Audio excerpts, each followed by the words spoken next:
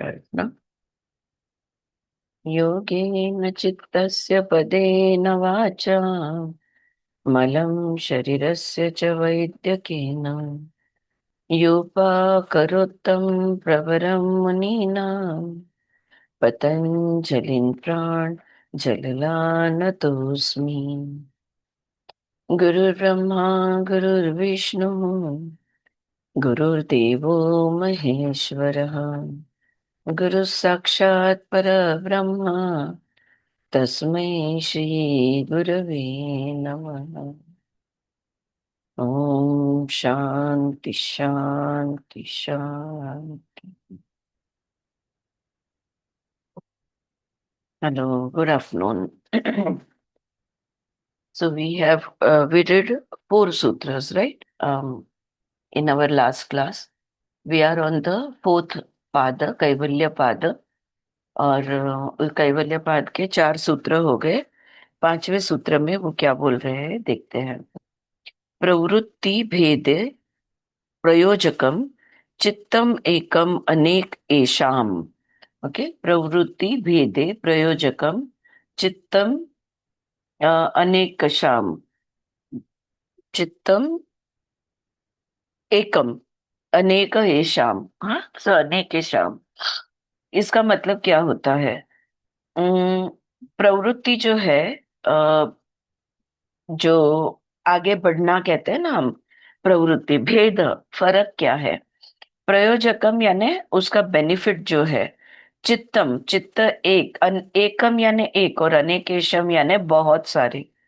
तो वो कह रहे हैं the one principal mind creates many created minds.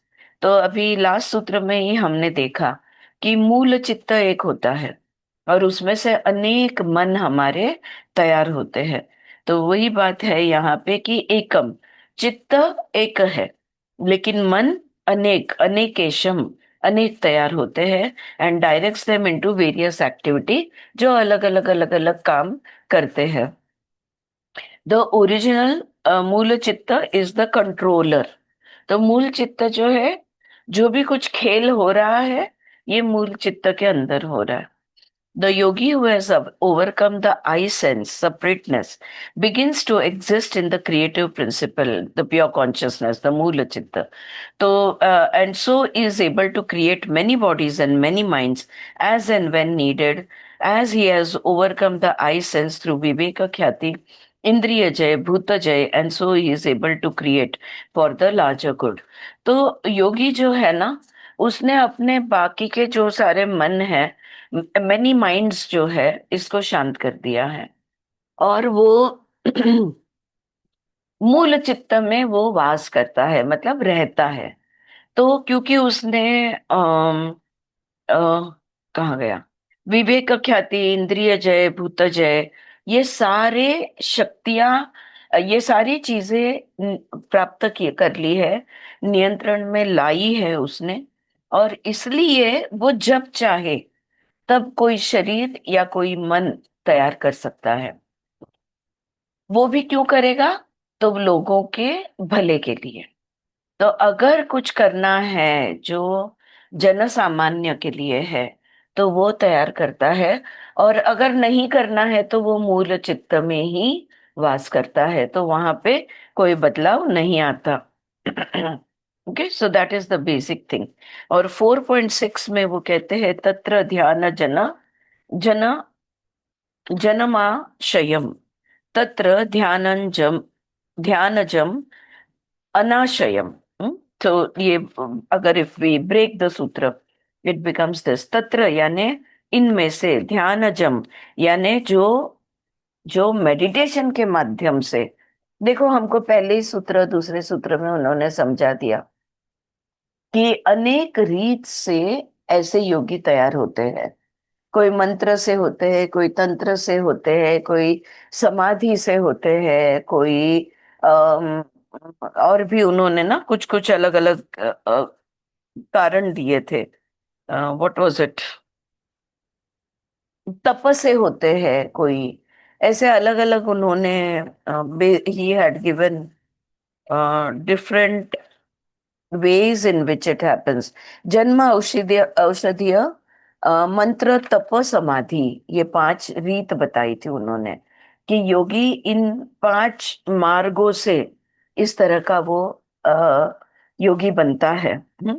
उनमें से, उन सारों में से, तत्र उनमें से, ध्यानजम यानी जो ध्यान करने से जो योगी बना है, मेडिटेशन के माध्यम से जो योगी बना है, अनाशयम यानी he is free from impressions और influences.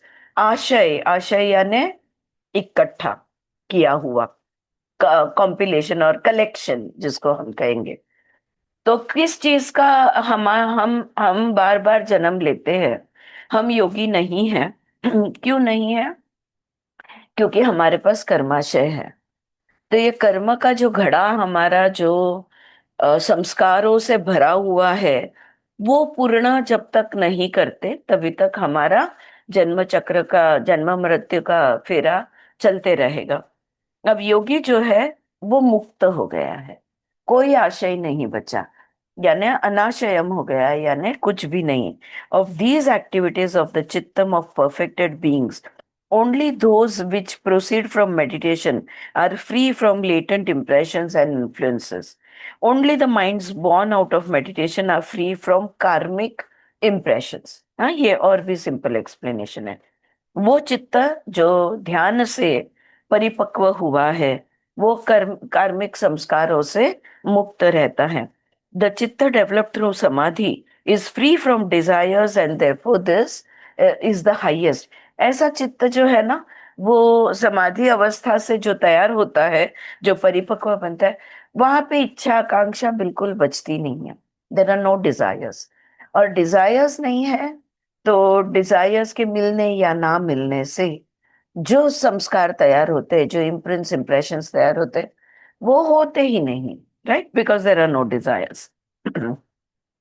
A yogi who has attained vibhuti siddhis through औषधि और मंत्र और जन्म और इवन तप में यूज देम इनवॉलंटरीली, अनकॉन्शियसली। देखो फर्क क्या है, ये पांचों जन योगिक अवस्था में पहुंच गए हैं।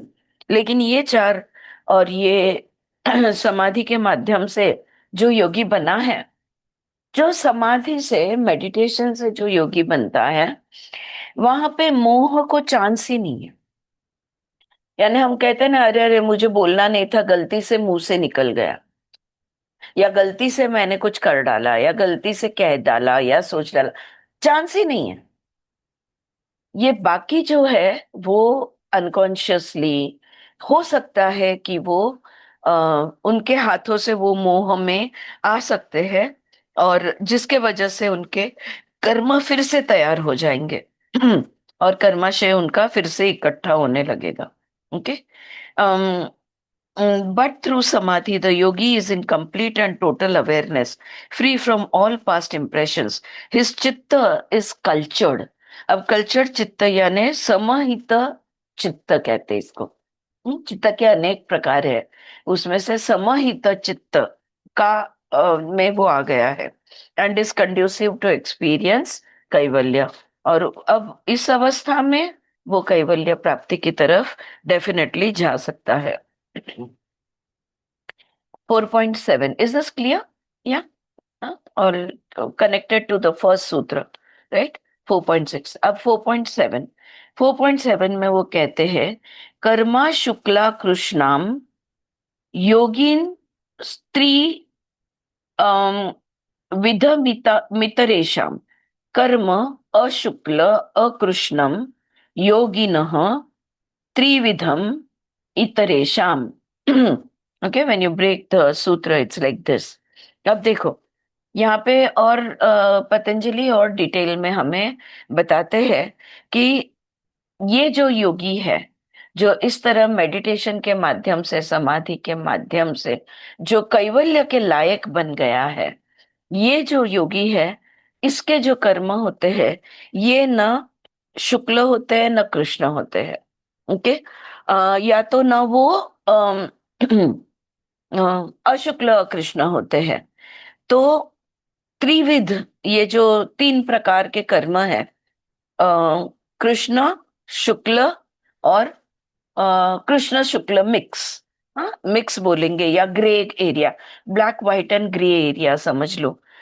इतरेशाम, दूसरों के लिए ये अनेक प्रकार के कर्म है, पर योगी के लिए ये कर्म बिल्कुल नहीं है।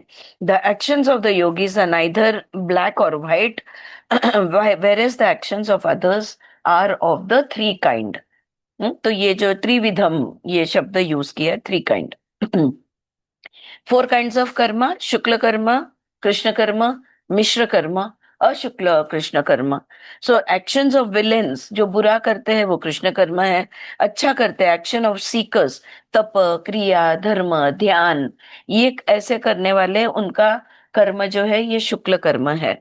और actions of ordinary man is mixed, कुछ अच्छा कुछ बुरा।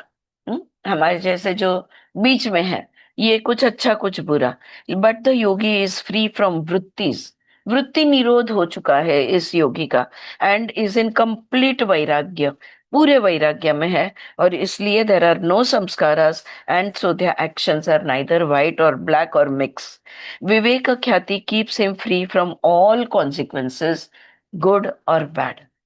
पूरी सजगता में होता है वो, complete awareness, complete discriminatory power of the mind active all the time, right. तो ऐसा योगी जो होता है उसके कोई कर्म नहीं, तो कर्म संस्कार भी नहीं, राइट, मुक्त रहता है। 4.8 में वो आगे कहते हैं, तत तद विपाक अनुगुणानाम एव अभिव्यक्ति ही वासना नाम। यानी क्या, these three types of actions, ये जो ततः यानी ये तीन, ये जो तीन है, कृष्ण शुक्ल कृष्ण और कृष्ण शुक्ल, यानी गुड बैड एंड मिश्र, दे लीव इंस्पिरेशंस, विपाक जो संस्कार मैंने कहा ना, दे लीव द इम्प्रेशंस और इम्प्रिंट्स, इसको कहते हैं विपाक। तद विपाक गुण, तो ये ऐसा बोला जाता है, which become manifest when conditions are favourable and right. Okay, तो ये बात समझ लो कि ये जो हमारे कर्माशय है, इसमें अच्छा कर्म है, बुरे कर्म है, मिक्स कर्म है, तो ये फलित कब होते हैं? तो ये जब पूरक परिस्थिति है, you know, when the situation is right, when the whole environment is right for it, जो तुम्हारी सिचुएशंस है, कंडीशंस आर वेरी कॉम्प्लीमेंट्री, तभी जाके ये फलित होते हैं, अच्छे भी बुरे भी और मिश्र भी। So tata refers to three karmas. Tad vipaka guna, the after effects, consequences of an action, give rise to subconscious impressions, karma samskara, stored in memory as emotions. हाँ? ये पहले भी समझाया है, फिर से दोबारा रिपीट करती हूँ। हम जो भी एक्शन करते हैं, चाहे मुंह से, कायिक, वाचिक, मानसिक, जो भी हम एक्शन करते हैं, ये जो हमारे कर्म है, ये कर्म के संस्कार बनते कैसे हैं? यू नो देखो, रेत पे चलोगे तो तुम्हारे पैरों के निशान उठते हैं, गीली जमीन पर चलोगे तो वहां पर भी उठते हैं, मतलब फ्लोरिंग पे।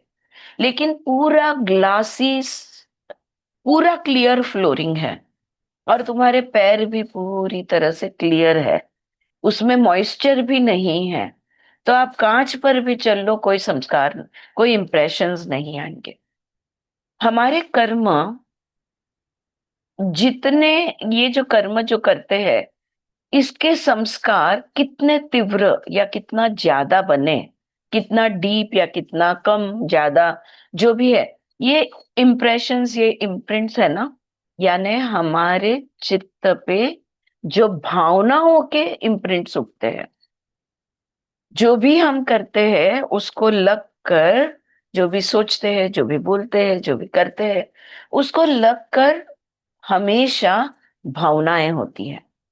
Becoming supernatural, you are the placebo, यही पढ़ा। Along with the thought there is always a complementary feeling, and with that feeling there is more of the same kind of thought, and many same kind of thoughts will create the same kind of feeling. यहाँ पे वो कहते हैं कि हमें वो घटना याद नहीं है, हमने क्या बोल दिया था, कौन से जन्म में क्या कर दिया था, लेकिन उसका भाव हमारा रजिस्टर्ड होता है। तो हमारे चित्त पे वो भाव, वो फीलिंग, वो इमोशन, ये रजिस्टर्ड होती है। अब ये फीलिंग और इमोशन का रजिस्ट्रेशन कहाँ पे है? तो मन का एक हिस्सा है या चित्त का एक हिस्सा है जिसको कहते हैं स्मृति या मेमोरी। तो मेमोरी में पूरी कहानी नहीं बैठती, मेमोरी में सिर्फ वो इमोशन रजिस्टर होता है, बाकी कुछ भी नहीं। ओके। कभी कभी अचानक किसी को मिलते हो और बहुत ही बैड वाइब्स आते हैं आपको, ये व्यक्ति के पास भी मुझे नहीं खड़ा रहना, मतलब मैं इसके सामने भी ना देखूं, मैं नजर भी नहीं मिला सकती। इतना स्ट्रॉन्ग रिएक्शन फर्स्ट टाइम तुम किसी को मिल रहे हो तो कैसे आता है? राइट। इट इज बिकॉज किसी न किसी जन्म में तुम्हारे और उसके बीच में कुछ तो भी हुआ है। अब क्या हुआ वो पूरी कहानी याद नहीं है, लेकिन उसका फीलिंग तुम्हारे मेमोरी में, चित्त में एस्टैब्लिश्ड है। वो फीलिंग तुम्हें याद आता है कि नहीं। Every person will give you a vibe. Why only person? People, places, places also have good vibes and bad vibes. Right. तो ये जो स्मृति के अंदर इमोशंस है, ये है। और समय अनुसार जब पूरक परिस्थिति है, राइट टाइम है, तभी ये फलित होते हैं। This applies to all forms, animal और ह्यूमन। और ये सबके लिए सही है, हाँ? चाहे प्राणी हो चाहे मनुष्य हो, सबके लिए ये बात एक जैसी है। द वासनास from memories, for example, a dog will be seen और experience in the human form too. इसलिए देखो, हम जब पास्ट लाइफ रिग्रेशन या जो भी थेरेपी हम देते हैं, when we work as a holistic therapist, हर एंगल से जब देखा जाता है, कई बार हम कोई कोई ट्रांस सेशंस में एनिमल लाइफ तुम्हारा कौन सा था, प्लांट लाइफ में तुम कौन से वृक्ष या कौन से पेड़ पौधे थे, एनिमल लाइफ में तुम कौन से प्राणी या प्राणी थे, मिनरल लाइफ में तुम्हारा अस्तित्व कौन से धातु का था। ये रिकॉल हम ट्रांस स्टेट में दिलवाते हैं। चित्त में उतरकर, ट्रांस में जाकर चित्त में उतरकर उसकी फाइल खींचकर उसको देखते हैं। Whichever animal that you see, उसके जो भी अनुभव है ना, ये कहीं नहीं गए, ये हमारे अंदर आज भी है, हमारे स्मृति में, भावनाओं के रूप में ये रजिस्टर्ड है। राइट। और अगर maybe you were a dog and that man had thrown a stone at you, now you are a human being और वो आदमी भी तुम्हारे सामने है, तुम्हें कहानी याद नहीं है, कौन से अस्तित्व में कौन से जन्म में हुआ था याद नहीं है, लेकिन तुम उससे दूर हटना चाहोगे। हाँ, just I am giving an example. Right. तो वही बात यहाँ पे वो समझाते हैं। So each memory of experience of pleasure and pain is shaped by a corresponding latent impression of previous experience, which is the vasana or subconscious impression of that feeling. इसी को वासना कहते हैं। हम्म? पहले की स्मृति में याद है कि आम मुझे बहुत पसंद है, तो वो आम खाने की इच्छा बहुत ज्यादा है, उसी को वासना कहते हैं। हम्म? बहुत सारी इच्छाएं होती है, तीव्र इच्छाएं जो है उसको हम वासना कहेंगे। राइट। समझने की बात ये है यहाँ पे, for me, what else have I written? Okay, बाकी मैंने ये लिखा है, memories create desires and the result of desires become memory. कर्म कर्म फल, कर्म संस्कार, कर्म कर्म संस्कार, कर्म फल, ये जो साइकिल है, इच्छा व्यक्त की तो तुमने वो किया, किया तो उसकी स्मृति तैयार हुई, स्मृति में से फिर से तुमने इच्छा व्यक्त हुई, फिर से तुमने किया, फिर से स्मृति में गया। वो एक बात यहाँ पे मैंने लिखी है। और दूसरा, जो योगी जो है वो अशुक्ल अकृष्ण कर्म करता है, वो कहीं पे चांस ही नहीं लेता कि वो अच्छा काम भी करने नहीं जाएगा, मतलब सिर्फ शुक्ल कर्म भी नहीं करने जाएगा। क्योंकि अगर उसके मन में ये समाधान की भावना या कर्तृत्ववान की भावना, अगर ये आ जाती है तो बेचारा लटक गया। Because to even experience that oh I have done something is will create a संस्कारा, बिकॉज ईगो आइडेंटिटी आ गया, मैंने किया, ये भाव वहां पे आ गया। राइट।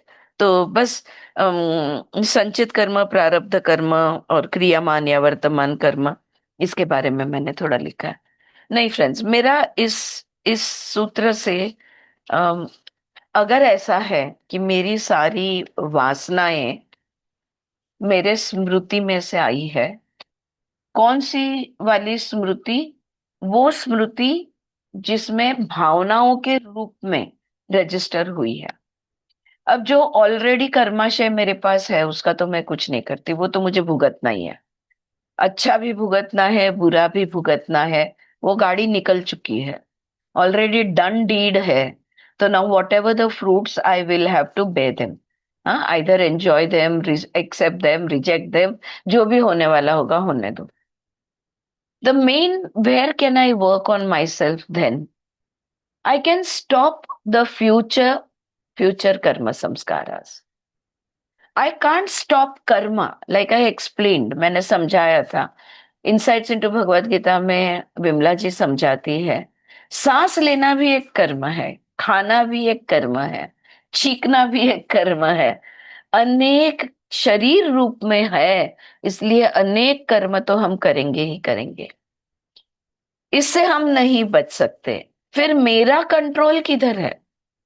मेरा कंट्रोल ये है कि हर कर्म को लेकर मैं एक भी भावना ना रखूं। नो प्लेजर, नो पेन, मैं समत्व में रहूं। किया किया, अच्छा बोला किसी ने, हाँ बोला, नहीं बोला नहीं बोला, ना इसका अच्छा लग रहा है ना उसका बुरा लग रहा है। तो इफ वी, तो फिर संस्कार तैयार नहीं होंगे। कर्म के संस्कार तब तैयार होते हैं जब हमें कुछ महसूस होता है, where there is an emotion, there is a feeling, then the impression is going to get created. But if you remain neutral, if you remain in a pause, if you remain in kumbhaka, then there will be no impressions created. Because in the pause, in kumbhaka, there is no movement. It is standstill. Yeah, I know it's Suchitra's favorite, silence and emptiness, right? So that is where we will be. And जहाँ silence है, जहाँ emptiness है, जहाँ pause है, जहाँ, तो तो I will bring my emotions under my control. I will decide what I want to feel. ये नहीं कि मेरे मन में खुद ब खुद महसूस कर लिया, अपने आप जलस हो गया, अपने आप एंग्री हो गया, अपने आप द्वेष में आ गया, है ना। हम सारे भाव, हमारा ध्यान भी नहीं होता, और हमारे भाव, वो भावना आकर चली जाती है। अचानक से एनवी, अचानक से जेलसी, अचानक से रिग्रेट फील होता है, गिल्ट फील होता है, फियर फील होता है, शेम फील होता है, अचानक से। अगर खुद पर उतना भी हम कंट्रोल, संसारी इंसान है, कोई योगी नहीं है, कोई बात नहीं, समाधि में नहीं बैठे हैं, कोई बात नहीं, लेकिन हमारा कर्माशय हम डेफिनेटली कम कर सकते हैं। कैसे कम कर सकते हैं? इमोशनल बैलेंस रखकर। हाँ, जैसे अभी I think I forgot to share it on the group. वो कहानी लिखी थी मैंने शायद, जहां पे रामायण वाल्मीकि ने भी लिखी और हनुमान जी ने भी लिखी Ramayana. Remember that write up of mind. और वाल्मीकि को इनसिक्योरिटी हो गई, उन्होंने हनुमान जी से कहा, हनुमान जी आपने भी लिखी रामायण, अब मेरी कौन पढ़ेगा? सब आपकी ही पढ़ेगा, बिकॉज आपका और राम का जो नाता है उसके साथ तो मैं, I can not compete there, right. Hanuman ji ने एक क्षण सोचे बगैर अपनी पूरी रामायण नष्ट कर दी, जला दी या फाड़ दी, जो भी। Yes Shailaja, you can put on your mic, I can't hear you. पानी में बहा दिया. She just put it पानी में away. बहा दी, I am He sorry, had या। written it on the stones and hmm. then he It just all sing, put it all in the water. Okay. Whatever it is, अपनी एक क्षण में, तो क्या हनुमान जी इमोशनलेस थे? इतने समत्व में वो आ गए थे, इतना बैलेंस चित्त था उनका, योगी ही थे वो। तो क्या वो इमोशनलेस थे? क्या हम कह सकते हैं कि नहीं वो कोई भावनाएं महसूस नहीं करते थे? उन्होंने अपने इमोशनल मनोमय कोश पे पूरा कंट्रोल ले आए थे। Can we say that? No we can't. How? Because you we know Hanuman ji Ram के लिए जान दे देगा।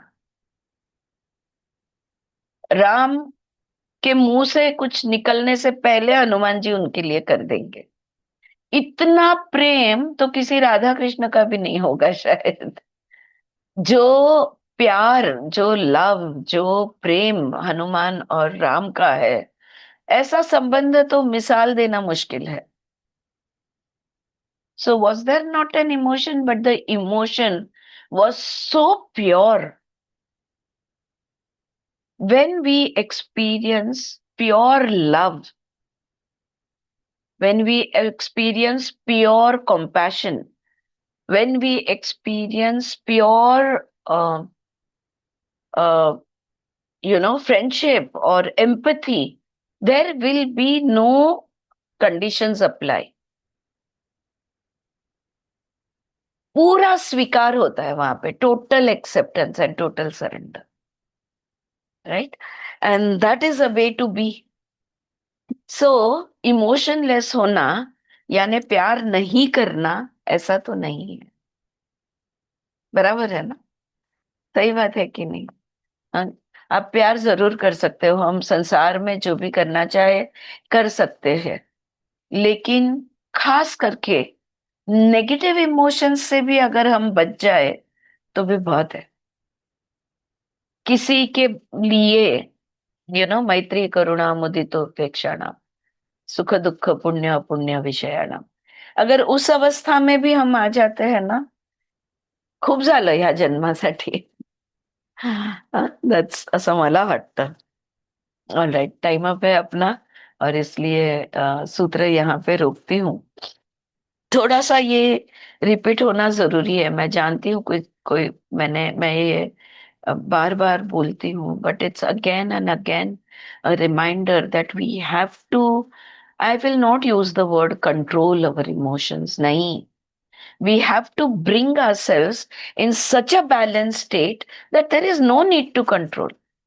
हमको वो बाकी के इमोशंस, हम प्योर लव एंड कंपैशन में रहेंगे, हम बाकी के इमोशंस में आए वो है हमारे अंदर लाएंगे ही नहीं, तो उसके आने का सवाल नहीं उठता, राइट? तो आप कहोगे कि भाई ये मनुष्य जीवन में तो शक्य नहीं है, शायद शेथ बन जाए तो हो पाए। Okay. So coming back to Seth, तो शेथ की दुनिया में ये है कि वहां पे न शरीर है और सब ट्रांसपेरेंट है। हाँ, अगर मन में कोई विचार आता है या कोई भावना चलती है, सबको पता चल जाता है, राइट? वहां पे छुपने को जगह नहीं है, सब कुछ पारदर्शक है। Telepathically everybody knows, moods are recognized by the others who are around them, right? वो कहते हैं इसके वजह से आपको लगेगा कि हमारे लिए जीना बहुत मुश्किल है, लेकिन ऐसा नहीं है, उल्टा है, हम बहुत मुक्तता से जीते हैं, freely. It is, we live in a very much freer environment, because there's nothing to hide, because we don't want to hide, because we want to stay honest to everything that we experience। हाँ, तो ये उन्होंने बात की थी। और last जो point पे हम लोग अम, रुके थे, वो यही बातें बता रहे थे कि we are finally free to utilise our energy in those directions. We face many challenges of quite momentous nature, and we realize that our purposes are not only important in themselves but for the surprising offshoots that develop in our efforts to pursue them।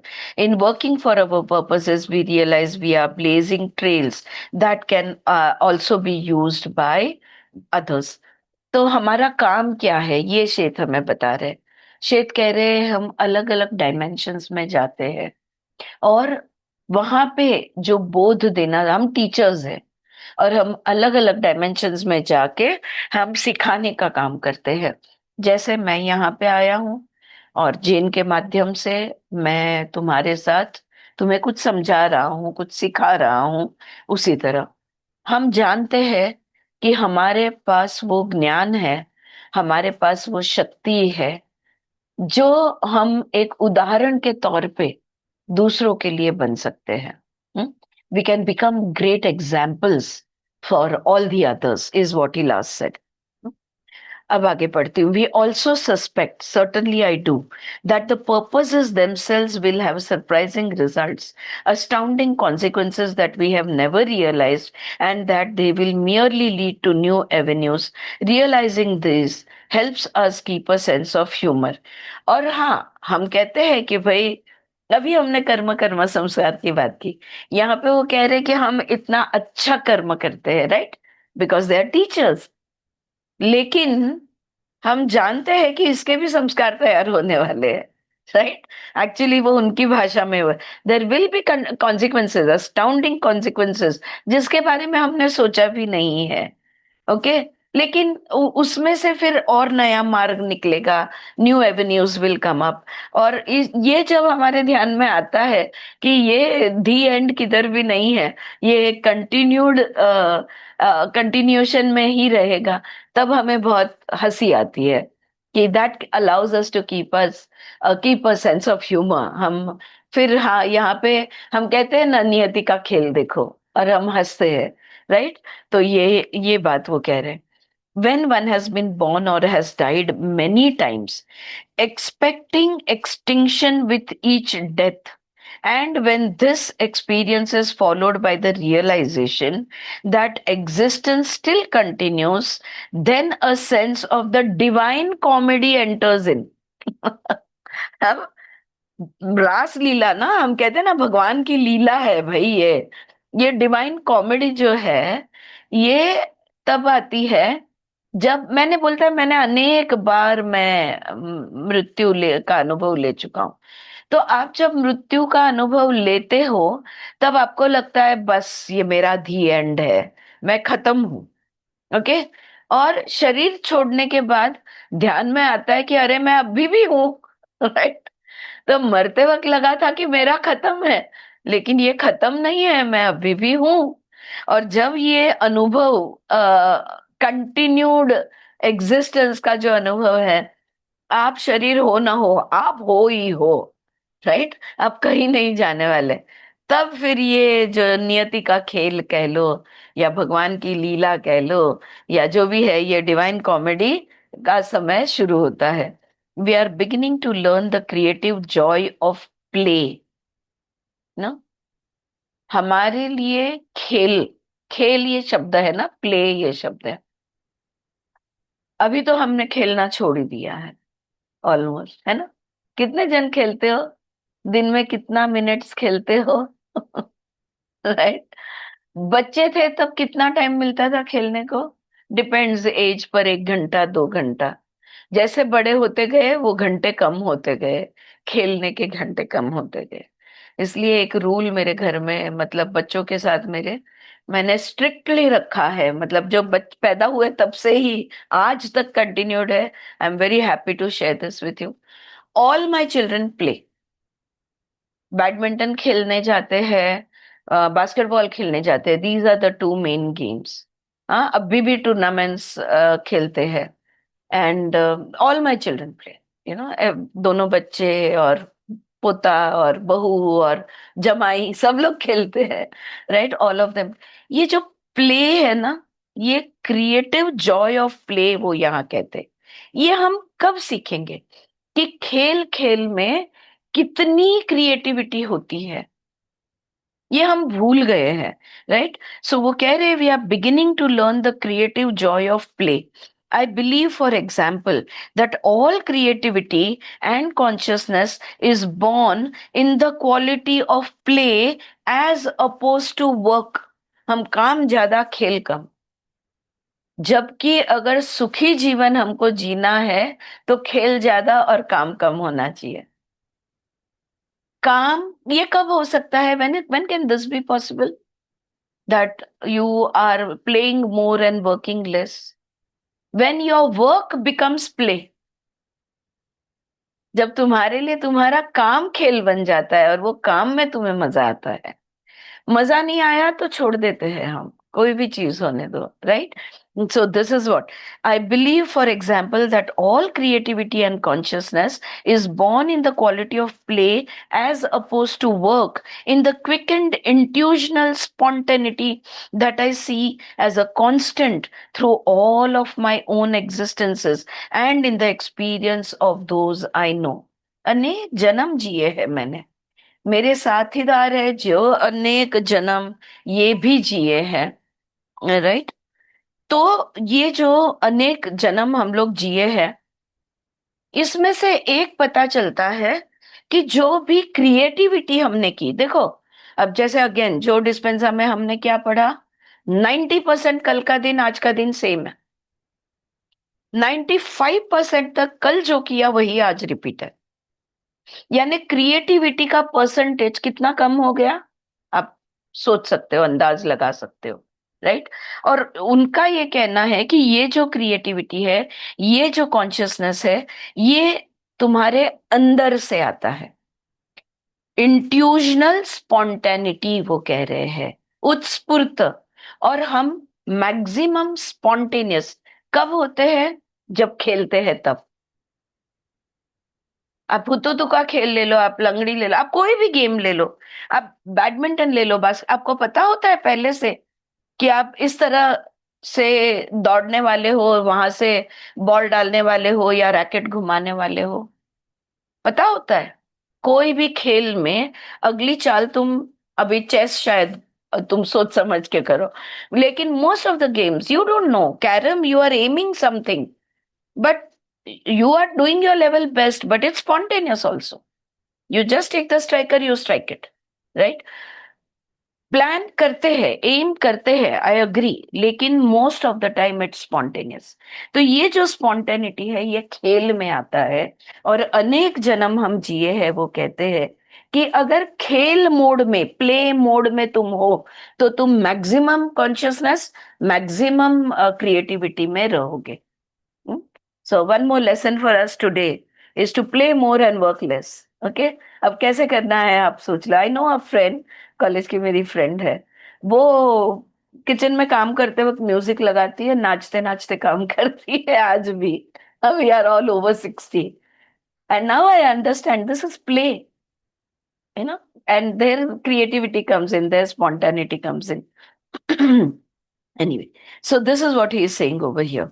I communicate with your dimension, for example, not by willing myself to your level of reality, but by imagining myself there.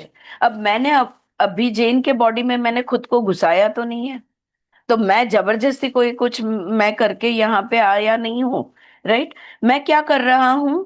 तो मैं खुद को वहां पे project कर रहा हूँ, खुद को वहां पे, मेरा जो एनर्जी है, मेरा जो कॉन्शियसनेस है, उसको मैंने उधर प्रोजेक्ट किया हुआ है। All of my deaths would have been adventures had I realised what I know now. अगर मुझे पता होता जो अब मुझे पता है, वो सारे जितने भी मृत्युओं का मैंने अनुभव किया है। हाँ, योग में हमने सब अभिनिवेश के बारे में अभ्यास किया है, राइट? मृत्यु के समय पे बड़े से बड़ा योगी होने दो, गुरु होने दो, मृत्यु सामने आने पर भय का अनुभव लेता ही है। हम्म? कह नहीं सकते, ले भी सकता है, उसी को कहते हैं अभिनिवेश। So that is what it is called. Everyone, we don't know who is going to become fearful at the moment of death. लेकिन अगर ये पता होता कि मृत्यु भी एक रोज की एक्टिविटी की तरह एक एक्टिविटी है, तो शायद मैंने इसका मजा लिया होता, इसको एक एडवेंचर बनाया होता। हर बार जब मैंने मृत्यु का अनुभव लिया, तो वो मृत्यु का अनुभव मैंने एक मजेदार, एक रोमांचक चीज बनाकर मैंने उसका अनुभव लिया होता, अगर तब मुझे पता होता जो मुझे अब पता है। On the one hand, you take life too seriously, and on the other, you do not take playful existence seriously enough.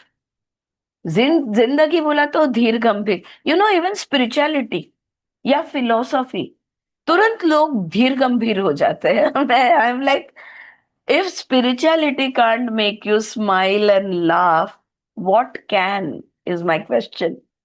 हाँ, इसके जैसा तो आनंददायी कोई चीज हो ही नहीं सकता। कितना मजा आता है एक एक दृष्टिकोण पढ़ने में, उसके बारे में एनालिसिस करने में, उसको डिस्कस करने में। It's so much joy, so much fun, right. तो वो कह रहे हैं कि आप जिंदगी को बहुत ज्यादा सीरियसली लेते हो और खेल को कम सीरियसली लेते हो। हम्म? हमने सीरियसली खेलना चाहिए, यानी खेल सीरियसली खेलना चाहिए, okay. Don't make place a seriousness, but be very sure to play more, is what he's saying. Yes, Suchitra. तरी त्यातल्या त्यात आपण स्पिरिच्युअल हा शब्द वापरला तरी थोडस कमी सिरियसली होतं. आध्यात्मिक म्हटलं तर अजून जास्त सिरियस घेतलं जातं. कारण तो शब्दच तसा असा वजनदार आणि थोडासा वजनदार वेगळा आहे. वाटतो. हा. Right. खरंय खरंय, the terminology itself is so heavy, है ना। तो उसमें सीरियसनेस आ ही जाता है भाई। योग, योग करना है भाई। और कितने बार I am doing the yoga class ना, वो कितनी बार बोलता है क्लास में, bring a smile on your face, bring a smile on your face. हाँ, बच्चा क्लेवर है, समझ गया है अभी से ये सीरियस होना नहीं। All right. So, we enjoy a sense of play that is highly spontaneous, and yet I suppose you would call it a responsible play. अब खेलते हैं पर बेदरकारी से नहीं खेलते, खेल भी रिस्पॉन्सिबली खेलते हैं। वो कहते हैं हम बहुत मुक्तता से व्यवहार करते हैं, फ्रीली हमारा एग्जिस्टेंस है, प्लेफुल हम बहुत बार होते हैं, लेकिन ऐसा नहीं कि पागल जैसा कुछ भी कर दिया, या अनाड़ी नहीं है हम। It's a responsible play, certainly it is a creative play. और जो भी खेल खेल में ना कुछ बनाना। आपने छोटी लड़कियों को खेलते हुए देखा है, स्पेशली 5-6 years ओल्ड हो, या इवन 1.5-2 साल की। अभी मेरी फ्रेंड है, आई थी, तो उसकी पोती का वीडियो आया उधर यूएस से। तो वो माँ एक गैस पे पका रही है, ये बच्ची भी 1.5 साल, अभी तो सेकेंड बर्थडे नहीं हुआ, वो भी स्टूल पे खड़ी है, उसको भी एक बर्तन दे दिया है, एक चम्मच दे दिया है। अनबिलीवेबल, वो हिलाती है, फिर ठक ठक करती है वो बर्तन के एज पे। अपन कैसे करते, फिर वो गैस के नॉब को हैंडल करती है और फिर हिलाती है, फिर ठक ठक करती है। See how much creativity is there, you know she knows that she, अभी ये 1.25 साल की बच्ची, क्या इसको पता होगा, राइट। तो वो यहाँ पे वो कहते हैं we, there was a point, हाँ, जैसे भातुकली का खेल, अब देखो क्या क्या बनाते हैं, क्या क्या करते हैं। अम, वो जो एकदम छोटे बच्चे होते हैं, गार्डन में अगर कुछ वो बच्ची पका रही है, तो वो हरा पत्ता, पीले फूल की पंखुड़ियां, she will get all the colours and she will make something nice. और अगर टीवी देख लिया है मास्टर शेफ 2-4 माँ के साथ, तो फिर पूछो ही मत क्या क्या बनेगा। इसी को क्रिएटिविटी कहते हैं। मुझे याद है पहले के जमाने में पतरे की कुर्सियां हुआ करती थी, जिसको पतरे की सीट बैक और बीच में खड्डा होता था और उसके पैर होते थे। हम लोग वो 4-5 कुर्सियों को ऐसी तरह से अरेंज करते थे कि it would look like an aeroplane, और उसके अंदर बैठते थे। When we were very young, I remember this game. Just put the chairs in such a way, adjust them in such a way, and then put a seat inside and sit, and then you are, जा रहा है हमारा play. मैं कहना ये चाहती हूँ कि खेल खेल में ही क्रिएटिविटी बहुत ही ज्यादा उभर के आती है। So we enjoy, certainly it is a creative play. तो खेल है, रिस्पॉन्सिबल खेल है, पर क्रिएटिव है। We play for example with the mobility of our consciousness. अब हम पूछेंगे, हम तो भातुकली का खेल या जो भी मैंने अभी बातें की, वैसे खेलों की बात कर रहे हैं। अम, श्वेत क्या खेल खेलते होंगे? हाँ, उनके कौन से गेम्स होंगे? वहां पे तो बैडमिंटन नहीं हो सकता, या वहां पे बास्केटबॉल नहीं हो सकता, तो वो क्या खेलते होंगे? बहुत सुंदर एग्जाम्पल वो देते। We play with the mobility of our consciousness, seeing how far one can send it. आपको याद है अपन कोई तालाब के किनारे जाते हैं, पत्थर उठाते हैं और उसे फेंकते हैं, किसका जितना लंबा जाता है ये एक गेम है। दूसरा, कितना टप्पे लेकर वो आगे जाता है, ये हमारा दूसरा गेम। हम वो जो पत्थर के साथ करते हैं, शेत अपने चित्त के साथ करते हैं। हाँ, they play with their consciousness, कि अपना जो चित्त है उसको कितना एक्सपैंड कर सकते हैं। ये इन लोग का गेम है, ये इन लोग का खेल है, कि कितनी दूर तक हमारा एनर्जी बॉडी, हमारा चित्त, हमारा कॉन्शियसनेस हम एक्सटेंड कर सकते हैं। We are constantly surprised at the products of our own consciousness, of the dimensions of reality through which we can hopscotch, you know। और हम हर बार हमें आश्चर्य भी बहुत होता है कि खेल खेल में अपने ही चित्त से हमने क्या क्या बना लिया, हमने क्या क्या क्रिएट किया, और कोई कहाँ कहाँ पहुंच गए, कौन से अस्तित्व में, कौन से ब्रह्मांड में हमने एंट्री ले ली, या कौन से रियलिटी में हम चले गए। और वहां पे जैसे कि हम हॉपस्कॉच बोला तो चपटी लंगड़ी पता है आपको? तो ऐसे स्क्वायर ड्रॉ करते हैं और फिर हॉप करते हैं, यहाँ पे एक पैर, वहां पे दूसरा पैर, फिर दोनों पैर एक जगह पे, ऐसा। तो वो चपटी लंगड़ी ही कहते हैं, I don't know what else it is called. तो हम हमारे को टिक्कर टिक्कर टिक्कर बोलते हैं मराठी में। क्या बोलते टिकरी, हैं? टिक्कर टिक्कर। टिकर। ओके। हम्म, हम लोग टिक्कर बोलते थे। ऐसे to squares in one rectangle again, ऐसे करके देन करेक्ट जंपिंग करेक्ट। लंगड़ी यस करके ना। यस, या वी बिल्कुल कॉल बिल्कुल। टिक्कर। ओके, बिल्कुल वही बात है, उसी की बात वो कर रहे हैं, राइट। तो वो कह रहे हैं कि हम कौन से डायमेंशंस में हमने, मतलब हमारे लिए वो जो एक बॉक्स या एक रेक्टेंगल जो आप कह रही हो शैलजा, इनके लिए वो एक ब्रह्मांड या एक दुनिया होगी या एक रियलिटी होगी, कि जहां पे वो लंगड़ी खेल गए, right. So it might seem that we use our consciousness idly in such play, and yet again the pathways we make continue to exist and can be used by others. और मेरी बातों से आपको लगेगा वो कह रहे हैं कि ये बस टाइम पास के लिए हम अलग अलग रियलिटी में कूद कर चले जाते हैं। लेकिन वो कहते हैं जब हम वो कूदते हैं, या हम जब वो अलग अलग डायमेंशंस में जाते हैं, तो एक मार्ग बन जाता है, और पीछे से आने वाले, इनके लिए वो मार्ग हमेशा रहता है, हमेशा के लिए वो मार्ग बनता है। तो मेरे बाद जो आने वाले हैं, उनके लिए ये एक माइलस्टोन जैसा बन जाता है, उनके लिए एक दिशा उनको मिल जाती है, right. So we leave messages to any who come by mental signpost. और जैसे हमारे यहाँ साइन पोस्ट होता है ना, तो वो बोलते हैं हम मानसिक साइन पोस्ट वहां पे मैसेजेस छोड़ते हैं हमारे मार्ग में, कि पीछे से जो आने वाला है उसको जो अगर कुछ कहना चाहते हैं, तो वो वहां पे रास्ते में हमने रखा हुआ होता है, राइट। हम्म। 1 घंटा बीत जाता है और शेत ने ब्रेक लिया, कोई इमेजेस या विजन्स नहीं थे, और फिर से शुरू होते हैं। ओके।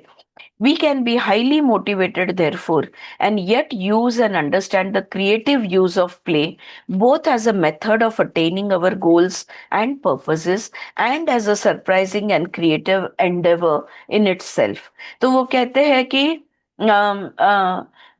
ये इस तरह से फ्रीडम है हमें, और इसलिए हमारी प्रेरणा बहुत हाई है, हम मोटिवेटेड है, हम हाईली इंस्पायर्ड, हाईली मोटिवेटेड होते हैं, और हम इस खेल की क्रिएटिविटी को बहुत अच्छी तरह से समझते हैं, और इसलिए उसका इस्तेमाल हमारे काम के लिए भी हम करते हैं।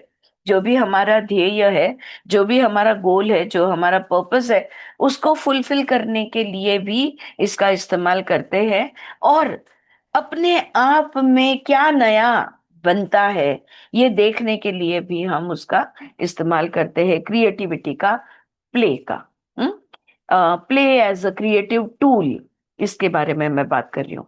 Now in my work as a teacher, I travel in many dimensions of existence, even as a traveling professor might give lectures in various states or countries. Here, however, the resemblance ends. Largely, since before I can begin to work, I must set up preliminary psychological structures and learn to know my pupils before teaching can even begin.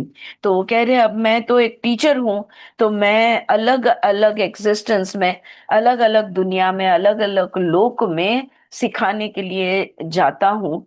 और जैसे कि तुम्हारे यहाँ कोई teacher है, तो वो अलग अलग यूनिवर्सिटी में सिखाने जाते हैं, पर उतना ही कॉमन है। फर्क ये है, सबसे बड़ा फर्क ये है कि हमारे यहाँ कोई भी यूनिवर्सिटी में अगर वो टीचर जाता है या प्रोफेसर जाता है, स्टूडेंट्स का जो स्ट्रक्चर है, करिकुलम जो है, जो सिखाना है उसका जो स्ट्रक्चर है, ये पहले से तय है, उसको बदलना नहीं पड़ता।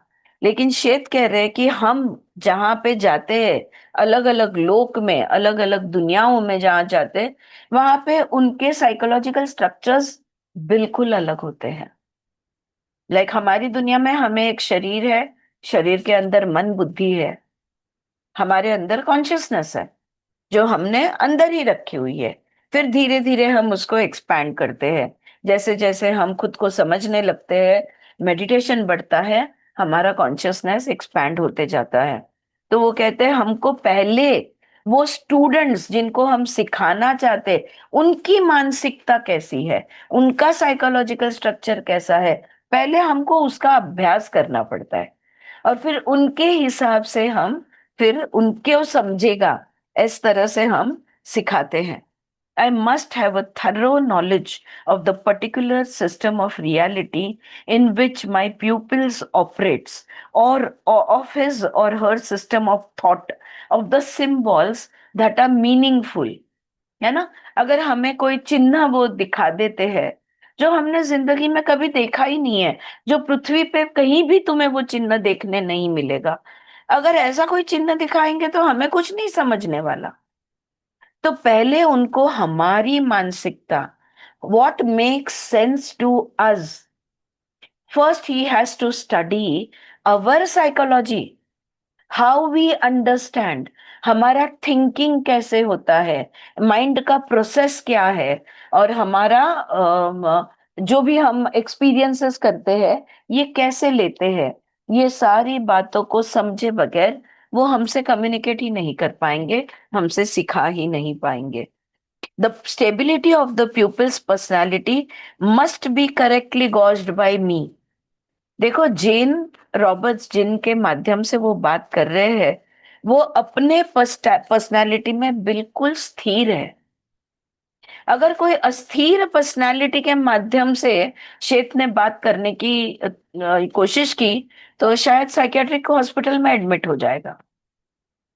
राइट? वो समझेगा, अरे यार मेरे साथ भूत प्रेत हो गया, या मेरे पे किसी ने ब्लैक मैजिक कर लिया, या पता नहीं क्या क्या सोच सकते हैं हम। What the point is that he has to also find someone through whom he can communicate, the right person। तो कितना काम है देखो उनको। हाँ, कहने को सिर्फ टीचिंग जॉब है, लेकिन काम देखो कितना है। The needs of that personality cannot be ignored but must be taken into consideration। अब वो जो पर्सनालिटी है जिसके माध्यम से मैं बात करने जा रहा हूं, उसकी जो इनबिल्ट ऐप है, उसकी जो इनेट पर्सनालिटी है, उसका जो व्यक्तिमत्व है, और उसके व्यक्तिमत्व के जो गुण है, इसको इग्नोर करके नहीं चलेगा। वो किस टाइप का व्यक्ति है, इसको मुझे कंसिडरेशन में लेना ही होगा, इसको मुझे समझना ही होगा। हाँ, उसको नजरअंदाज नहीं कर सकते। The pupil must be encouraged but not overly extended while development continues. देखो उसको, जो जिसके माध्यम से, जो मेरा स्टूडेंट है, मैं टीचिंग का काम कर रहा हूँ, जिसको मैं टीच कर रहा हूँ, उसको मुझे एनकरेजमेंट तो देना ही होगा। हाँ। और जैसे जैसे उसकी समझदारी डेवलप होती जाती है, वैसे वैसे धीरे धीरे मुझे आगे बढ़ना होगा। You know what this reminds me, हमारे सारे उपनिषद जो है वो गुरु शिष्य संवाद के रूप में है। ओके। तो क्यों ऐसा है? जितना सवाल शिष्य पूछेगा, गुरु उतना ही जवाब देगा। गुरु के पास सारा ज्ञान है, लेकिन शिष्य को अगर अचानक वो सारा का सारा ज्ञान पिला देगा, तो वो शिष्य पागल हो जाएगा, मतलब वो उतना ग्रहण ही नहीं कर पाएगा। राइट। तो ये जो है ना टीचिंग टेक्निक है, ये स्टूडेंट्स को जितना उनका सवाल है उतना ही जवाब दो। जो तुमने जवाब दिया है, टीचर ने जो जवाब दिया है, उसका अनुभव लेकर आगे का कंटिन्यूड सवाल लेके वो दोबारा तुम्हारे पास आएंगे। Okay, I have understood this, what next? Okay, फिर आगे ऐसा ऐसा होता है। फिर वो जाकर अनुभव लेता है। प्रश्न उपनिषद अगर आपको याद हो, 1000 गाय दे देता है उसको और कहता है कि मेरे से ज्ञान लेना है, ये 1000 गाय को आपको मल्टीप्लाई करना होगा, 1 साल का आपके पास समय है। और फिर जब वो ओपन में चला जाता है उन गायों को लेकर, तब जो भी वो सीखता है वो सब सीख के आता है, गुरु को बताता है ये मैंने सीखा। लेकिन इसका ऐसा क्यों है और उसका वैसा क्यों है? फिर गुरु बोलते हैं ओके, आगे का अब। Right. So this is what Seth is saying over here, कि एनकरेजिंग भी देना है, लेकिन बहुत ज्यादा मटेरियल भी नहीं देना है मुझे। मुझे उनको often the material I present will initially, एक minute, did I lose somewhere? Yeah, the pupil must be encouraged but not overly extended until development continues. My material must be presented in such a way that it makes sense in the context in which the pupil understands reality, particularly in the early stages. मैं जो सिखाता हूं ना, specially शुरुआत में, मुझे इस तरह से सिखाना है जहां जिस चीज के बारे में वो विद्यार्थी जानता है, या वो जो शिष्य है वो जानता है, उसको लेकर मुझे सिखाना होगा। आई think I can explain this much better with an example. अगर समझो आपने कोई योगा विगा नहीं सिखाया, आप इतने सालों से रीडिंग नहीं कर रहे हो, गो बैक जब आप 20 साल के थे और 25 साल के थे, समझ लो, पकड़ लो। ठीक है। और अगर वहां पे कोई आके आपको कोई गुरु कह देता तुम एक आत्मा हो, तुम कॉन्शियसनेस हो, तो क्या होता तुम्हारा रिएक्शन? ये क्या बोल रहा है, मेरे कुछ समझ में नहीं आ रहा है, ये आत्मा क्या होता है, ये कॉन्शियसनेस क्या होता है? कुछ समझ में नहीं आ रहा है, ये कॉन्शियसनेस क्या है? आ रहा है समझ में? अभी भी कभी कभी मुश्किल हो जाता है। Right.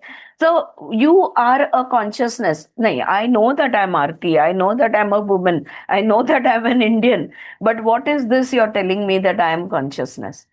Then, if the teacher says, do you know that you were 1 year old? You will say yes. Then you will say, do you know that you were 5 years old? You'll say yes. 10 years old? Yes. 15 years old? Yes. Do you know that you were there since birth every day? Do you know that you have been existing? Yes. That knowing is called as consciousness. अब समझा? अगर तब हमें ऐसे समझाया जाता और हमको बताया जाता कि कॉन्शियसनेस यानी तुम जानते हो कि तुम हो, वो जो है उसी को आत्मा कहते हैं, उस होने को ही कॉन्शियसनेस कहते हैं। तो करना क्या है अभी? अभी हम तो भाई काफी अभ्यास कर लिया है ना। तो अब हम क्या कर रहे हैं? We are trying to stay in that consciousness awareness. बस just remain in the state of being, इतना ही हम कर रहे हैं। राइट? इतना हमने लेसन सीख लिया है, अब और आगे होगा सीखना, लेकिन इतना हमने जरूर सीख लिया है कि भाई बस रहो, ये रहो वो रहो, ऐसा रहो वैसा रहो, यहां रहो वहां रहो, नहीं, बस रहो, just be. Right? So this is what he is saying, that we have to teach with context. Great care must be utilized even before serious learning can begin, that all levels of the personality develop at a more or less constant rate. अब मेरे अंदर कौन कौन है? मेरे अंदर वो शिशु है, मेरे अंदर वो छोटी सी बच्ची है, मेरे अंदर वो जवान लड़की है, मेरे अंदर वो मेच्योर्ड वुमन है, राइट? अब ये जो मेरे अंदर के so many cells of mind which are there within me, इसमें से एक एकदम एकदम समझ लो कि अडल्ट वुमन जो है, इसको सारा ज्ञान क्षेत्र ने जो दिया सब समझ गया, ठीक है? तो मेरे पर्सनालिटी का जो एडल्ट सेल्फ है वो डेवलप हो गया, लेकिन मेरे अंदर की बच्ची है, जिसको कहेंगे हम maybe a wounded child within me, for example let us take that child has not grown, that child is still suffering, that child is still going, not understanding anything. मेरी हर व्यक्तिमत्व, मेरा जो बरसों से अलग अलग व्यक्तिमत्व, जैसे जैसे मैं बड़ी होते गई, सबका डेवलपमेंट एक साथ होना जरूरी है। So there are many selves which are within us, and all of those have to develop more or less together. Because if the child remains a hurt child or wounded child, or a silly child, and the adult with inside you becomes very mature, there is going to remain karma samskaras of that child that you still have to overcome.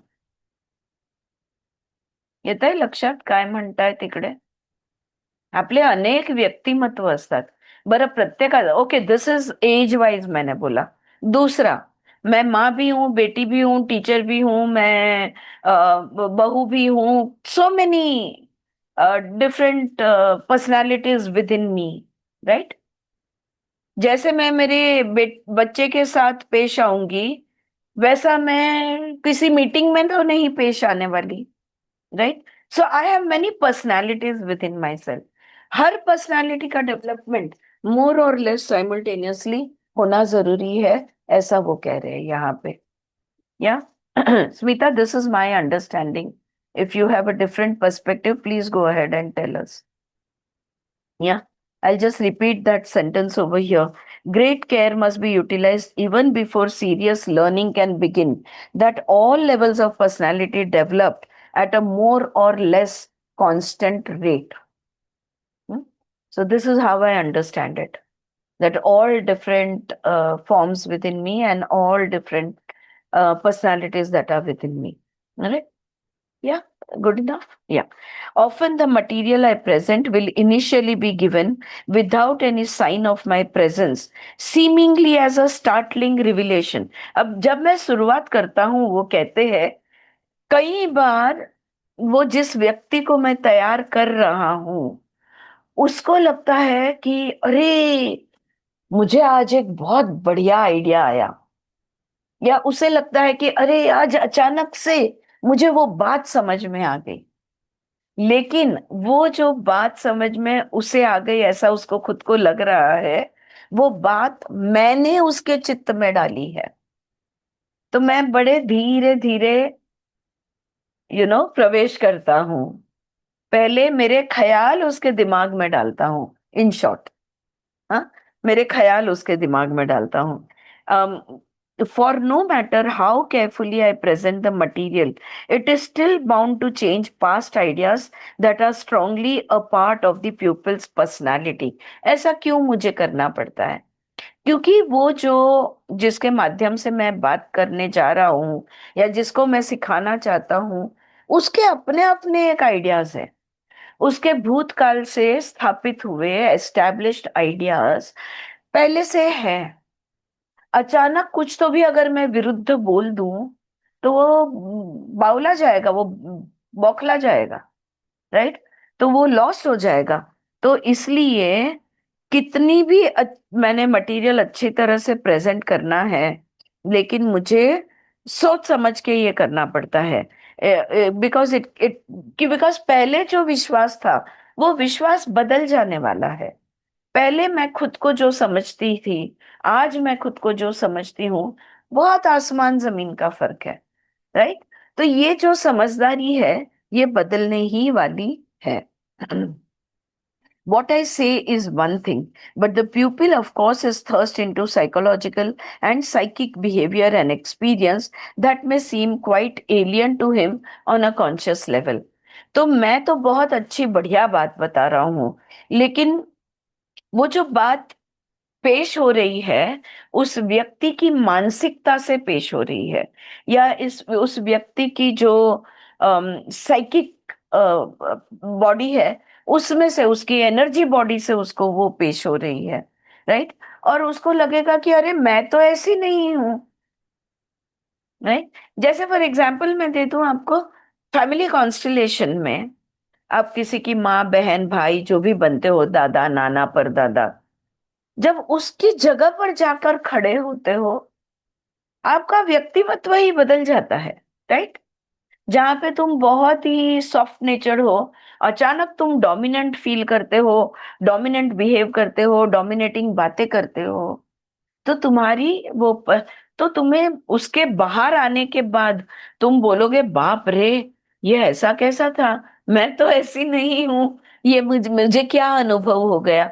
तो ये अनुभव alien लगता है कि नहीं नहीं भाई, this is not me, ये मेरा हिस्सा नहीं है, ऐसा महसूस होने लगता है।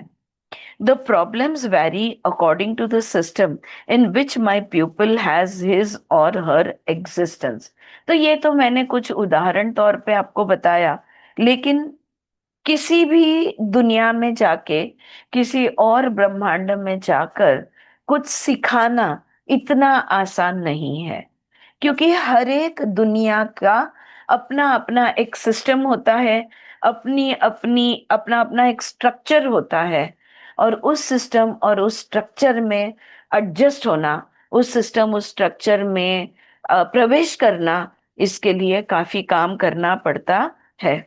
In your system, for example, and in connection with the woman through whom I now write this book, initial contact on my part was made long before our sessions began.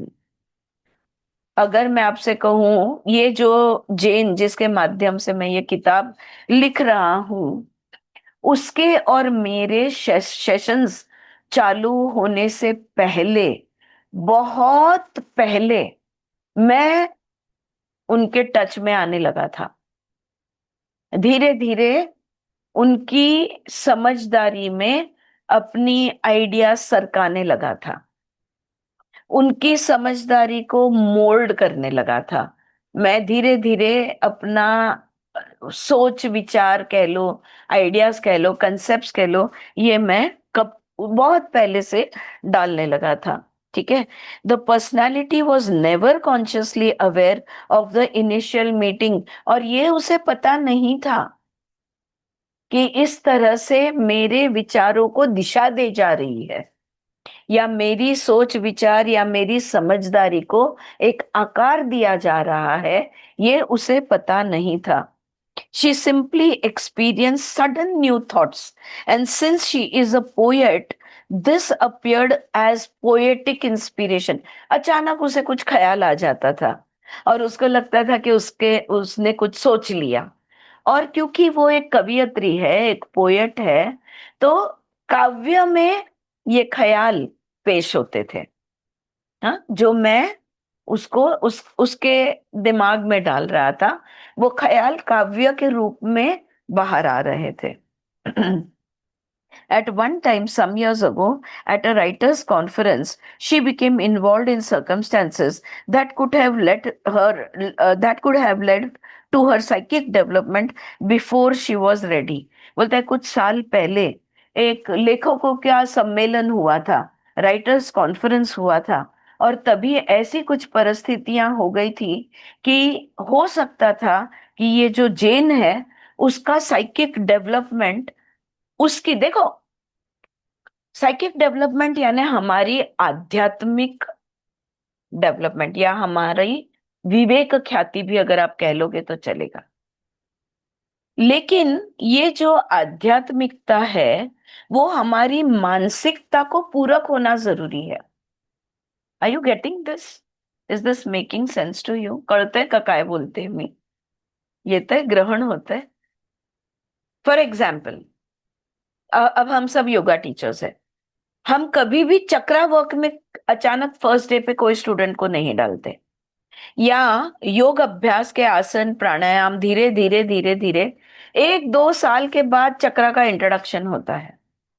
ऐसा क्यों नहीं करते? क्योंकि हमारे चक्र, हमारी नाड़ियां जो है, सूक्ष्म शरीर जिसको हम कहते हैं, ये हमारा साइकिक बॉडी है। साइकिक बॉडी यानी हमारा सूक्ष्म शरीर है। स्थूल शरीर जब तक तैयार नहीं है तब तक सूक्ष्म शरीर पे काम नहीं किया जाता। Are you getting it? When the body becomes like वज्र, when the mind becomes like वज्र, जब हमारा बॉडी और माइंड एकदम स्ट्रॉन्ग एंड स्टेडी हो जाता है, तब हम सूक्ष्म शरीर को खोलने की सोचते हैं।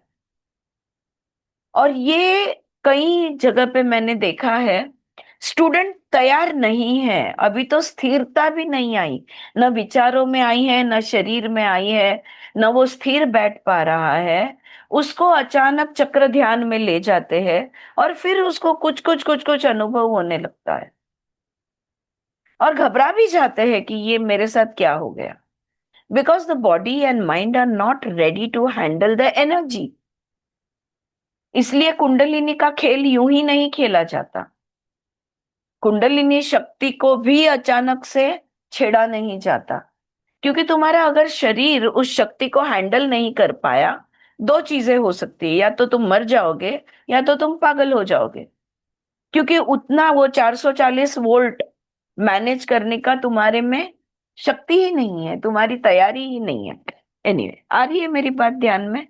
तो वो कह रहे हैं कि जैन की सूक्ष्म शरीर अभी तो उसका वो तैयार नहीं थी, और उसका साइकिक बॉडी जो है इसको एक्टिवेट करने की, डेवलप होने की बात हो गई थी। The psychological climate at that time of those involved initiated the conditions, and without realizing what she was about, our friend went into a trance.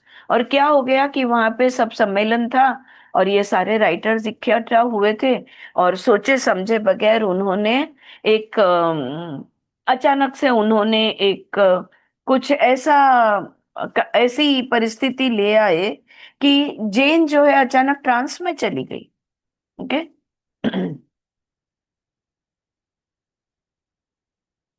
एक लॉन्ग पॉज एट लेवल 1। यहाँ पे थोड़ा सा बैकग्राउंड देते हैं। In 1957, after Jane had sold her first short story, she was invited to a conference of science fiction writers at Milford, Pennsylvania. I couldn't go because of my own work. So Jane attended the conference with Cyril Kornbluth, okay, now deceased, a friend and well-known writer who lived near our home in Sayre, Pennsylvania. Jane went, बस तो उन्होंने, हाँ, यहाँ पे Joseph कह रहे हैं, जेन के हस्बैंड कह रहे हैं कि हाँ, ऐसा एक कॉन्फ्रेंस हुआ था जहाँ पे मैं नहीं जा पाया था और जेन अकेली गई थी। ओके, फिर से जेन ट्रांस में चली जाती है। Jane went into a trance one evening during a discussion. अच्छा हाँ, वही कहानी कंटिन्यूड है। Why they have put a different into inverted for it. Anyway, Jane went into a trance one evening during a discussion. Out of this episode, which we did not understand was a trance, for several years afterwards, evolved a group of writers, Jane among them, who called themselves the Five. हम्म? तो बोलते हैं वहां पे कुछ चर्चा हो रही थी और अचानक जेन ट्रांस में चली गई, और जो जो भी अनुभव जेन को हुआ उसको ट्रांस कहते हैं। ये कई सालों तक हमें बाद में भी पता नहीं था कि उसे ट्रांस कहते हैं। और वहां पे वो ट्रांस में जाने के बाद एक ग्रुप, मतलब 5 जनों का एक ग्रुप बन गया, द फाइव उनको कहते थे। Long and involve letters were exchanged among the members of the five by a round robin, yeah, round robin technique. The four other writers in the group were much better known than Jane was. ये round robin technique क्या होता है मुझे नहीं पता, लेकिन वो कह रहे हैं उसके बाद में ये 5 जनों ने बहुत पत्र व्यवहार एक दूसरे के साथ किया, लंबे लंबे लेटर्स लिखे, इनके इंटरेक्शन बहुत ज्यादा हुए। वो दूसरे जो 4 लेखक थे वो ज्यादा जाने माने थे, जेन को अभी उतना कोई पहचानता नहीं था। ओके, तो ये बैकग्राउंड स्टोरी दे दी। अब श्वेत आगे बात करते। तो श्वेत ने क्या कहा लास्ट पैराग्राफ में, कि जेन अभी तैयार नहीं थी और उसके पहले ही उसको ट्रांस में चली गई, जबकि वो अब तैयार नहीं थी। I had known of her psychic gifts since her childhood, but the insights necessary were channeled through the poetry until the personality attained the necessary background that was needed in this particular case. देखो, उसके पास वो काबिलियत है, वो आध्यात्मिक शक्ति है, ये मैं बचपन से है, ये मैं पहले से जानता था, ठीक है। लेकिन उसका जो व्यक्तिमत्व है, वो व्यक्तिमत्व तैयार होना जरूरी है, और उस व्यक्तिमत्व के अंदर ये शक्तियां कविता के माध्यम से अपने आप को व्यक्त करती थी। They were expressed in poetic forms, all this psychic abilities that she had. So, कहाँ गया, या in the affair just mentioned, therefore I was informed and saw to it that the episode ended and was not pursued. तो जैसे ही वो trans में गई, मुझे पता चला कि वो ट्रांस में गई है, मैंने तुरंत उसके ट्रांस को रोक दिया, वो कह रहे हैं, और ये दोबारा ना हो पाए इसका ख्याल मैंने लिया। It was hardly an accidental performance, however, लेकिन ये गलती से हो गया ऐसा भी नहीं कह सकते। Quite without knowing it, the personality decided to try its wings, figuratively speaking. You know जान मतलब अनजाने में जो जेन का व्यक्तिमत्व है, उसने तय कर लिया कि मैं उड़कर देखूं, हाँ, मतलब जरा पंख फैलाकर देखूं कि ये कैसा महसूस होता है, right? As a part of my work, therefore, I have been coaching the young woman in one way or the other since her childhood, and all of this as a preliminary to the serious work that began with our sessions. तो बचपन से मैं इसे mould करते आया हूँ, इसे आकार देते आया हूँ, इसको इसको मैं, इसकी शक्तियों को मैं धार देते आया हूँ। बचपन से मैं इसको हैंडल कर रहा हूँ। जब उसकी तैयारी हो गई तो सेशन के माध्यम से सीरियस काम करना शुरू किया। हम देखो योग में पूरक हलचाल करते हैं, डायरेक्ट आसन कभी नहीं किया जाता, पहले पूरक हलचाल करते हैं, हमारे जॉइंट्स, हमारे मसल्स, हमारे इसको हम, हमारे स्केलेटल, मस्क्यूलोस्केलेटल सिस्टम, इसको हम तैयार करते हैं, तब जाके आसन स्थिति में वो शरीर जा पाता है। तो किसी भी चीज की तैयारी होनी जरूरत होती है। तो बचपन से उसकी तैयारी शेत कर रहे थे, और जब वो तैयार हो गई तब सेशंस लेना उन्होंने शुरू किया। This is a normal part of my activity in many levels of existence. It is highly diversified work, for the personality structures vary. While within the system in which I work, there are certain basic similarities. In some dimensions, I would not be equipped to be the teacher simply because the basic concept of experience would be alien to my nature, and the learning processes themselves outside of my experience. तो ज्यादातर ये हमारी काम करने की पद्धत है, लेकिन कोई कोई ब्रह्मांड, कोई कोई दुनिया, कोई कोई अस्तित्व, रियलिटीज ऐसे होते हैं कि जहां पे उनका जो सिस्टम है वो सिस्टम मुझे ही पता नहीं चलता। वो मेरे लिए ही बिल्कुल पूरी तरह से नया होता है, मेरे अनुभव में उसका कोई ज्ञान नहीं होता। ऐसे समय पे फिर मैं वहां पे काम नहीं कर सकता, क्योंकि वो एलियन है मेरे नेचर को। ओके, और मेरे अनुभव से बाहर है।